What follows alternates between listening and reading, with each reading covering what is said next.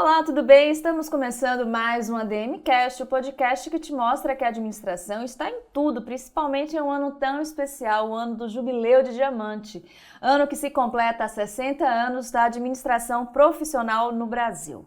Bom, antes de trazer a minha convidada, de apresentar o nosso tema, eu gostaria de te convidar para você se inscrever aqui no canal a serviço da administração, pedir para você deixar like, comentários e também para você seguir as redes sociais do CRA São Paulo e também o nosso Spotify, para você também saber que você, além de assistir, você também pode ouvir o nosso podcast.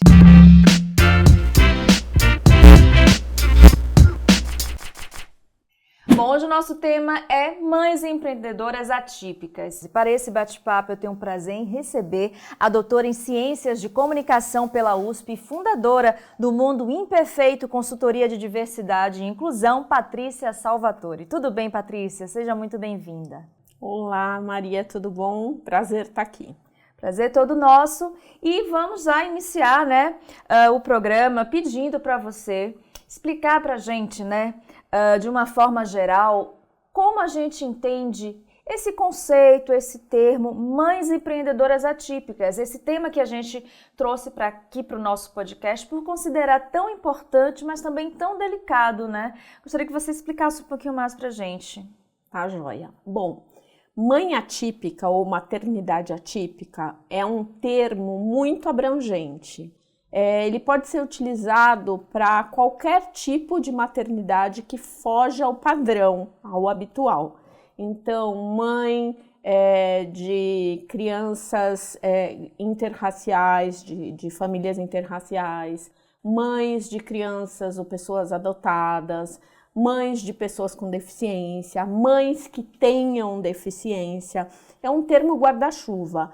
Mas o grupo de mulheres que são mães de pessoas com deficiência ou mães com deficiência se apropriou disso.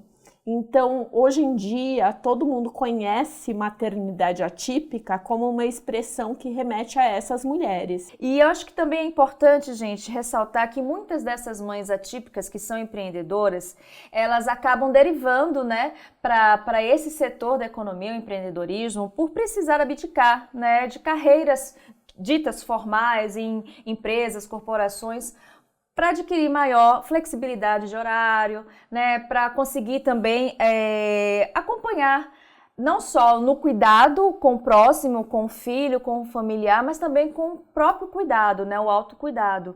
Sendo assim, eu gostaria que você falasse para a gente, Patrícia, como é que fica o psicológico dessa mulher, dessa mãe, nesse momento que ela precisa tomar essa decisão? Eu preciso sair do meu trabalho formal para empreender.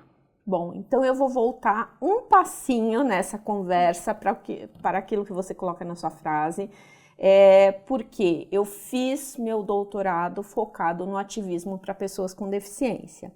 E quando eu estava fazendo o doutorado, eu comecei a entrevistar mulheres que eram mães atípicas e isso começou a gritar aos meus olhos, esse fato de que muitas mulheres estavam ali fora do mercado de trabalho ou trabalhando de forma autônoma. Foi nesse momento que eu decidi criar a Rede Mães Atípicas, mas depois a gente fala sobre isso. E foi nesse momento, e depois disso, eu resolvi enviesar minha pesquisa para a questão da maternidade atípica e mercado de trabalho. Existe uma pesquisa muito famosa que mulheres, ao se tornarem mães, 50% delas saem de seus empregos ou abdicam de suas carreiras por conta de cuidar dos filhos e tudo mais. Essa é uma pesquisa da FGV já de 2017, 2018.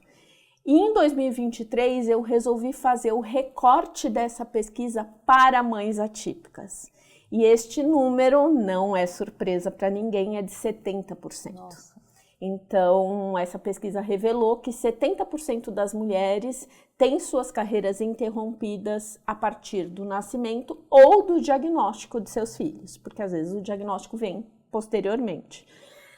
Isso acontece porque elas precisam se dedicar para a questão de médicos, tratamentos, consultas, Muitas vezes é muito caro trabalhar e não compensa deixar os filhos com alguém para tomar conta, ou uma escola em período integral e tudo mais.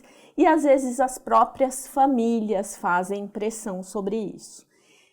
Então, é um ponto muito complicado, porque eu também, na sequência, fiz outros levantamentos, outras pesquisas que apontam que existem questões emocionais muito mal resolvidas, porque não é uma decisão totalmente racional ou uma decisão totalmente tomada porque a pessoa quer, né, por vocação. Não, ela faz aquilo porque ela precisa parar. Então, tem implicações emocionais, implicações financeiras. Às vezes não dá nem tempo de se organizar, né? Exato. E tem implicações sociais, porque o índice de abandono conjugal também é muito alto. Então, muitas vezes essas famílias acabam ficando sem a presença paterna e essas mulheres sem emprego, sem ajuda de políticas públicas, o caminho é empreender, né?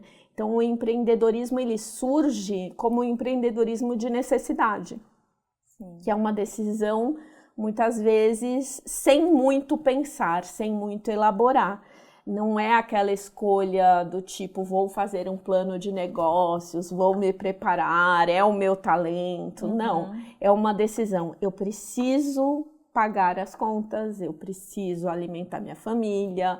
Então, o que eu posso fazer dentro das minhas possibilidades, né? Então, esse é um ponto bastante crítico. Não, eu imagino que esse seja um dos fundamentais, principais desafios que essas mães empreendedoras, né, enfrentam. Mas antes da gente falar mais sobre esses desafios, outros desafios, é curioso como a sociedade, às vezes, a depender do assunto, gosta de romantizar.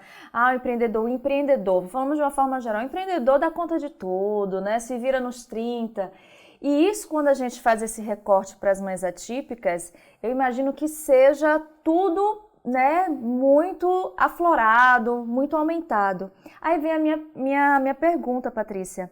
Como é que é possível equilibrar o desejo daquela mulher de prover sua família, de muitas vezes de sobreviver mesmo, com a necessidade real do dia a dia, né? Ela precisa estar ali enquanto mãe, mas ela também precisa estar ali enquanto empreendedora. E como é que ela consegue equilibrar esses dois papéis? Olha, pela experiência que eu trago de pesquisa, de convívio com essas mulheres e também pela rede, o que eu percebo é que tem que ter um caminho do meio.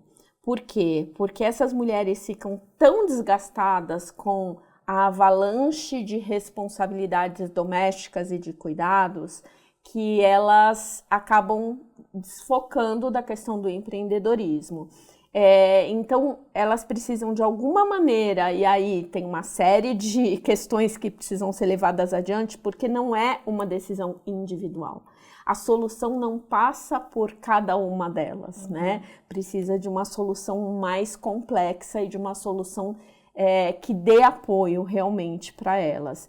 No sentido de, tá bom, não dá para fazer o ótimo, vamos fazer o bom. Se a gente não consegue fazer absolutamente tudo isso que a gente precisa para colocar a empresa para rodar ou para vender os produtos, para produzir, porque tem muitas que fazem produtos artesanais, ou artesanato mesmo, ou bolo, ou comida. Então, tem muita gente que vai para essa linha de coisas manuais, né? Então, ela fazer dentro das possibilidades que essa agenda permite. Entendi.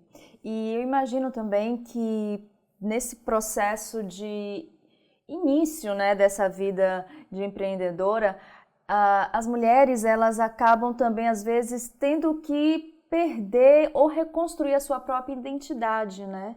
E aí fica, talvez, aquela pergunta, como eu vou conseguir ressignificar tudo isso sem eu me perder de mim própria, né? Como é que é possível isso? Que dica você dá para a mulher que está passando, né, por esse processo, que ela precisa se como é que eu posso dizer, se reconstruir, não só mentalmente, mas muitas vezes até fisicamente, né?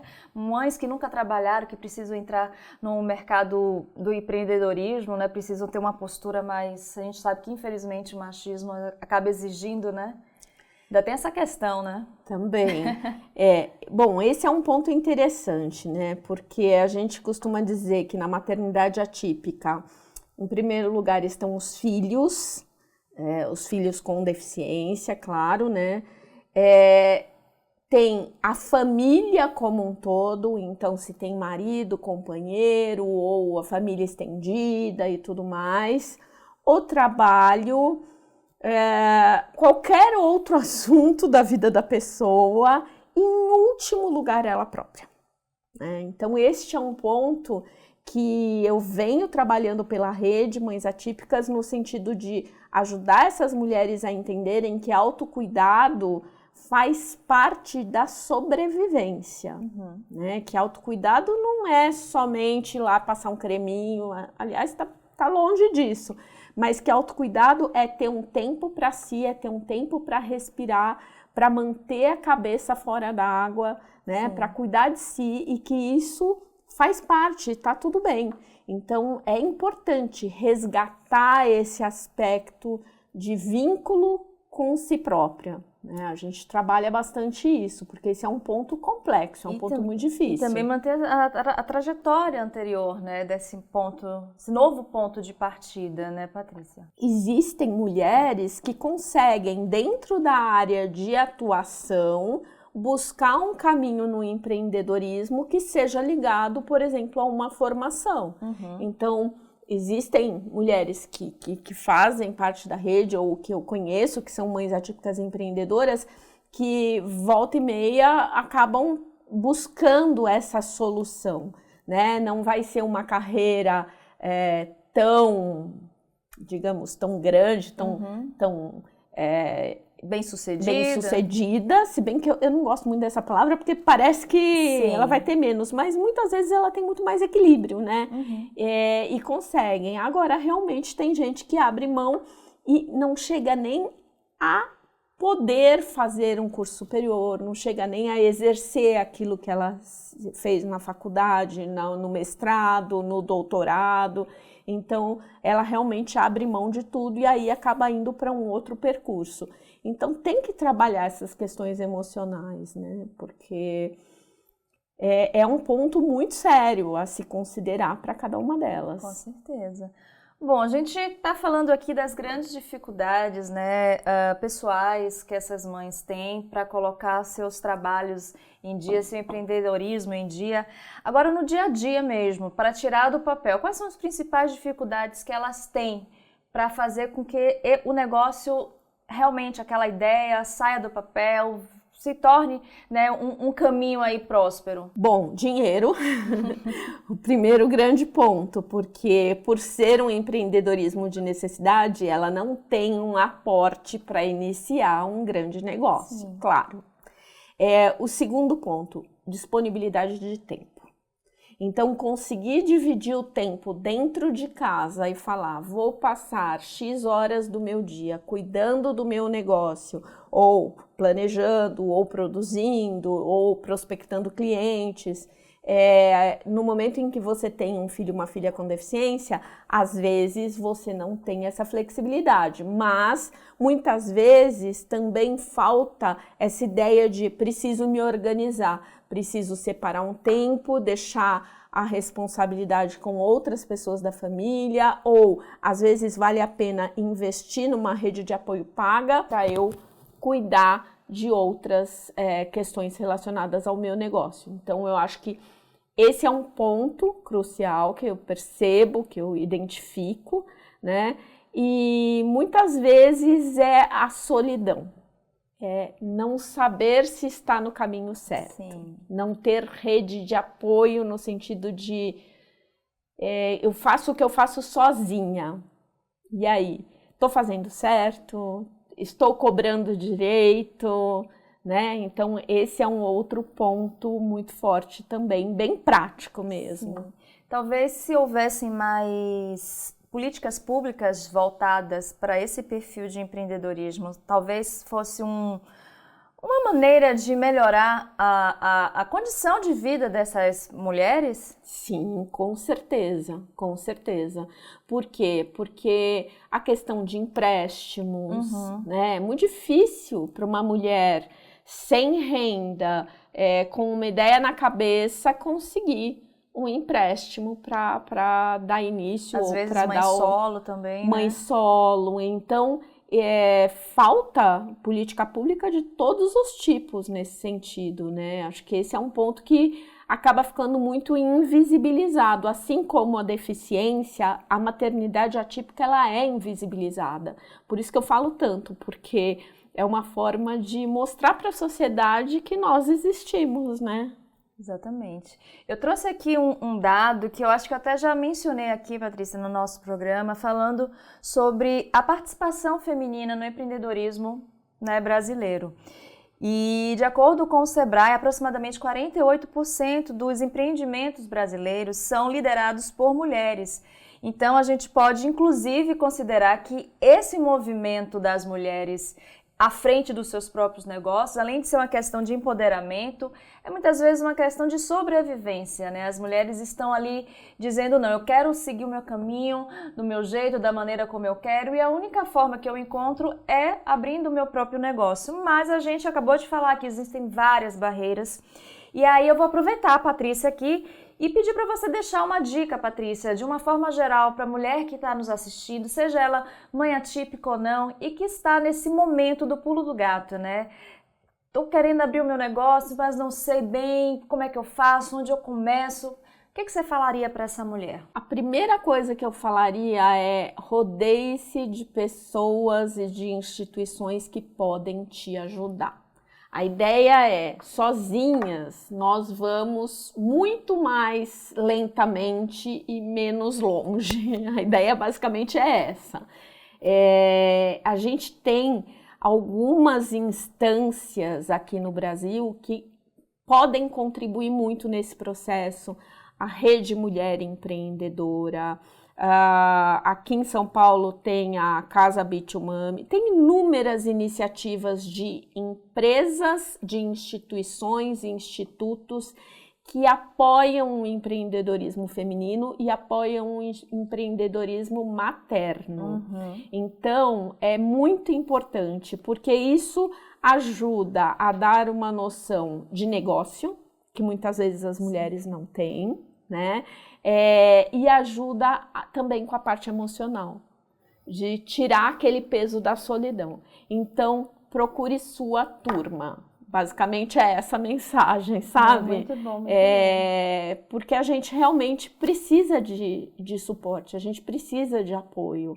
Então, você ter aonde conversar, trocar ideias, desabafar, pedir um conselho, né? Foi por isso que eu criei a Rede Mães Atípicas, exatamente para dar essa estrutura.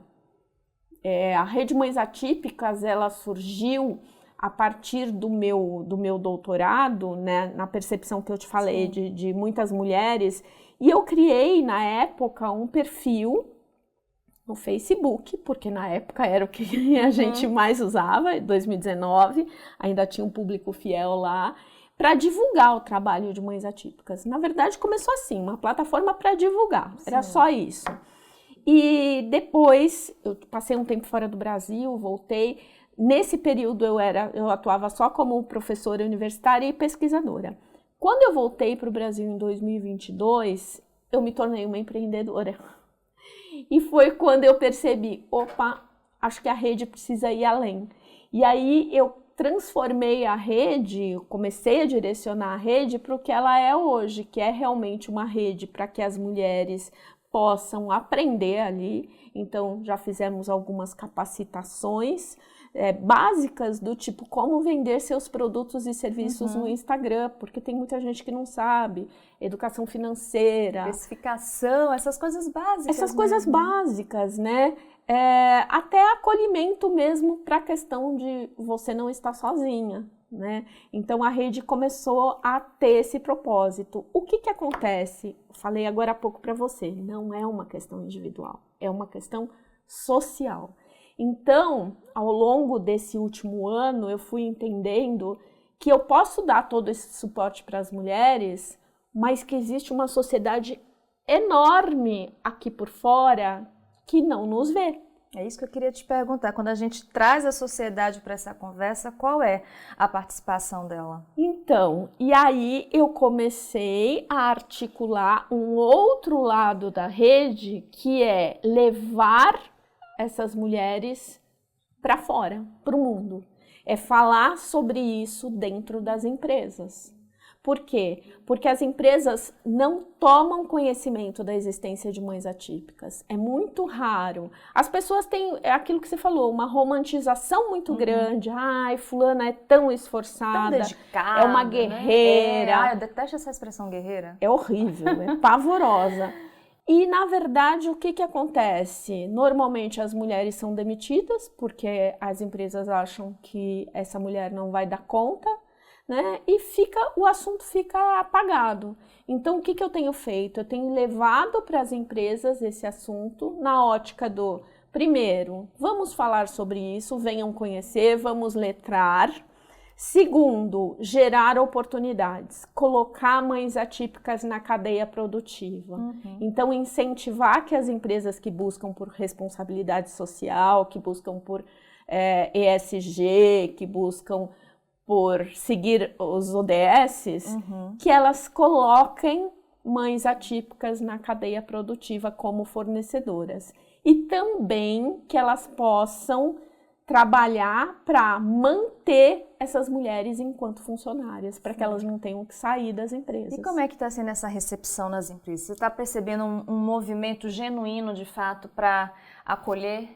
Eu percebo que existe muita boa vontade com o tema, mas pouca ação. Ainda falta ação.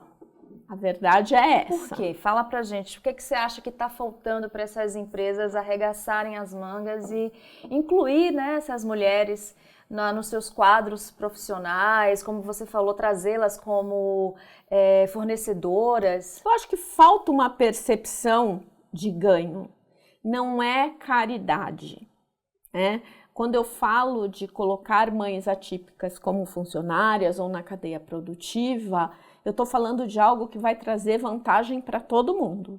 A empresa vai ganhar, né? As empresas, elas tendem a isso, já tem muitos dados de mercado que mostram que quando você tem um grupo mais diverso, você entrega mais resultados, você tem mais inovação, você tem uma série de ganhos concretos. Sim. E mães, geralmente, são pessoas de muita resiliência. Então, esses resultados tendem a ser ainda maior.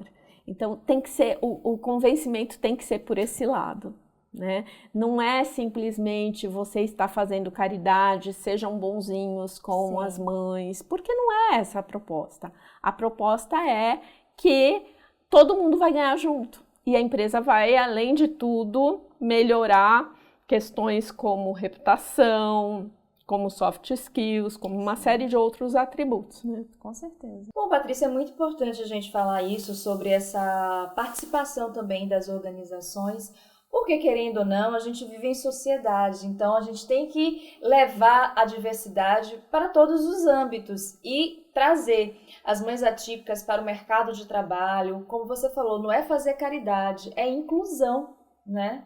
Faz parte desse movimento de inclusão. E aproveitando que a gente está falando sobre o meio corporativo, dentro do meio corporativo tem um network que é muito importante para o desenvolvimento de qualquer carreira. Eu imagino que para o empreendedor também seja muito importante e fazendo esse recorte para as mães atípicas também.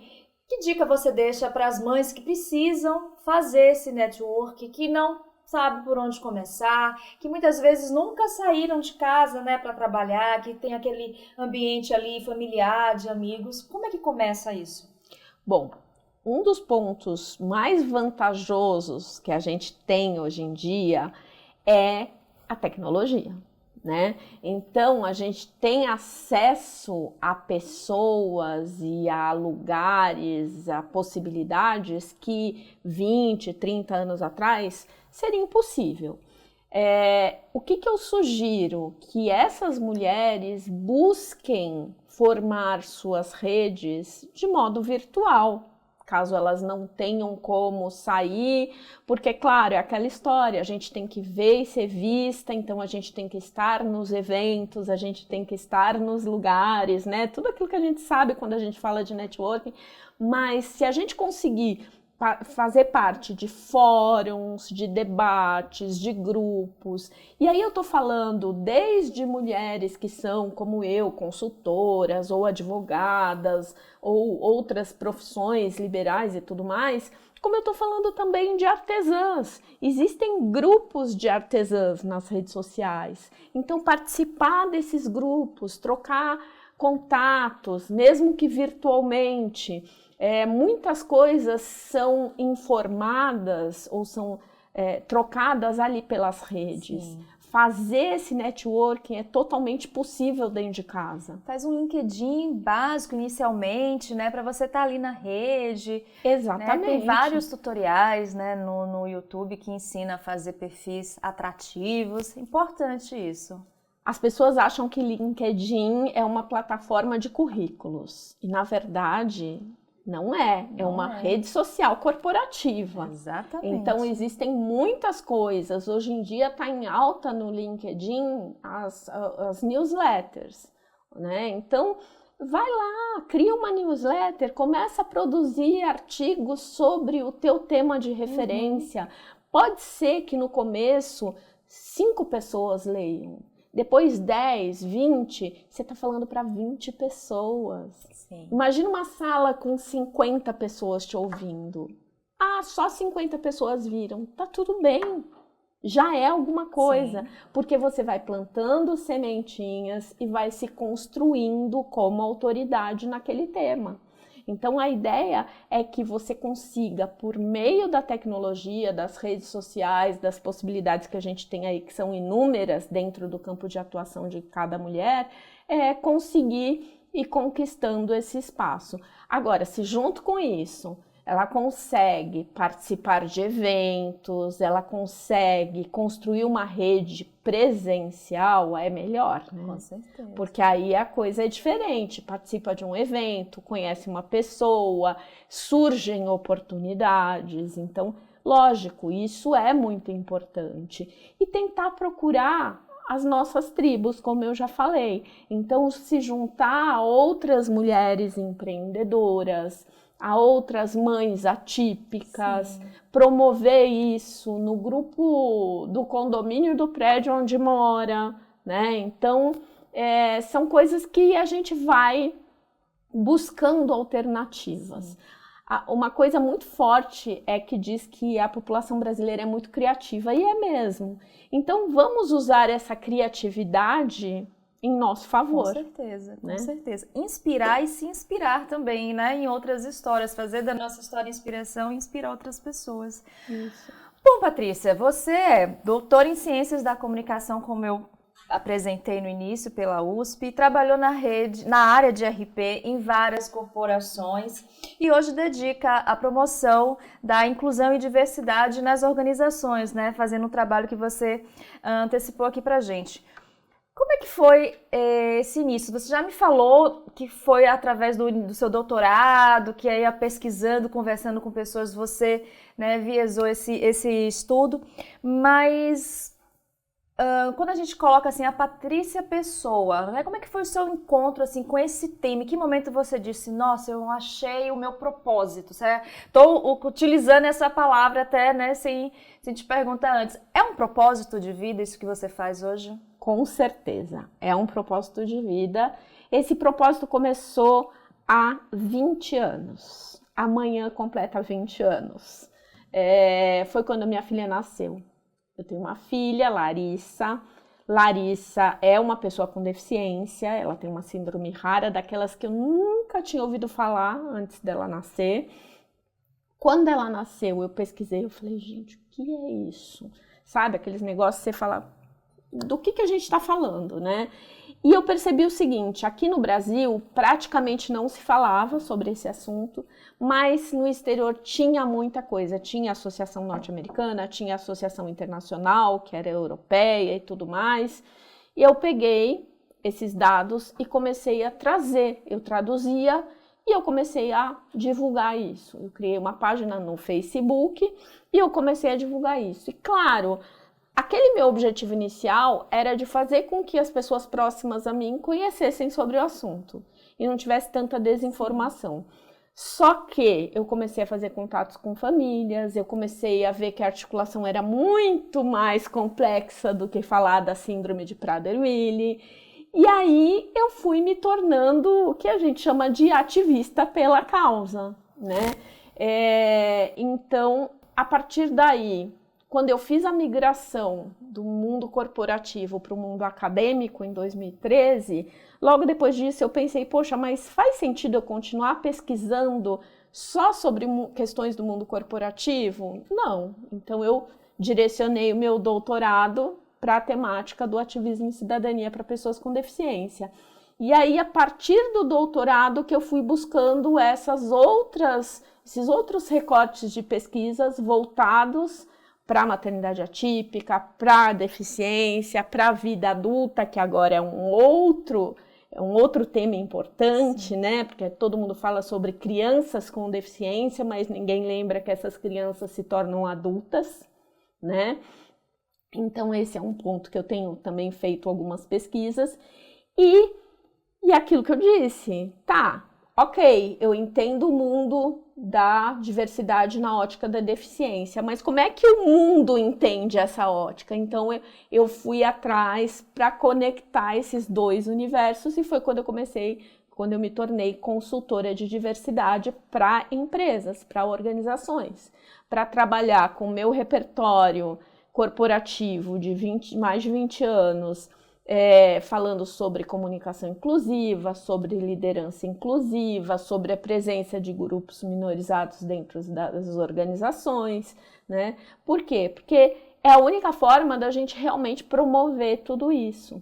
Então, na verdade, tudo começou lá atrás, com o nascimento da minha filha, e se tornou um propósito. Explicado, né, a sua relação com esse tema, a sua dedicação. A gente vai agora partir para mais uma dica. Você já deixou várias dicas aqui pra gente, super ricas, que é a dica de leitura, né? Pedir para você falar o que você preparou pra gente, o que você pode falar sobre essa dica. Bom, dica de leitura. Olha, tem muitas coisas boas para se ler, né? Para a gente poder evoluir na questão do empreendedorismo para mães atípicas, porque eu não acredito que a gente tenha que ler coisas que sejam focadas exatamente no tema. Eu acho que é muito mais importante a gente ampliar o nosso repertório de mundo para nos tornar pessoas melhores e profissionais melhores. Então, eu tenho algumas dicas, tá? Tem um livro que eu acho que, assim, devia ser livro de cabeceira para todas as mulheres, mas para todas as pessoas, na verdade, para homens também, que chama-se Mulheres Invisíveis, da Caroline Criado Pérez. É uma pesquisadora britânica, apesar do nome, porque ela é de origem latina, e que ela faz um estudo sobre todas as questões de gênero que impactam nas pesquisas de dados. Nossa, que maravilha! É muito bacana e eu acho que dá uma noção de entendimento para gente que vai muito além a questão não é militância, não é nada disso, é entender por que tantas vezes é muito mais difícil para nós mulheres empreendermos do que para homens, para nós mães empreendermos do que para mulheres que não são mães, né? Então esse livro ele é muito bacana, recomendo fortemente. Maravilha, fica aí mais uma dica da Patrícia. E para a gente encerrar, vou te pedir a última dica do programa, que é direcionada para você, mãe atípica, que está aqui assistindo a gente e que está diante de diversas dificuldades e está se desmotivando, está querendo desistir. O que você fala para essa mulher, Patrícia, essa mãe atípica? Bom, eu digo, você não está sozinha. Tem milhares de mulheres, aliás, tem milhões de mulheres numa situação muito parecida com a sua. Não existem dados oficiais, mas eu fiz numa das minhas pesquisas um levantamento e dá para estimar que existam cerca de 9 milhões de mulheres que são mães de pessoas com deficiência ou mães com deficiência no Brasil. É gente demais. Se a gente está falando de 70% que sai da carreira, está numa situação parecida com a sua. Então, vem participar de grupos, de fóruns, de qualquer coisa que faça sentido no sentido de te acolher, né? Fica o convite para a Rede Mães Atípicas, a participação é totalmente gratuita, sempre foi e sempre será, porque o propósito da rede é ser um negócio social.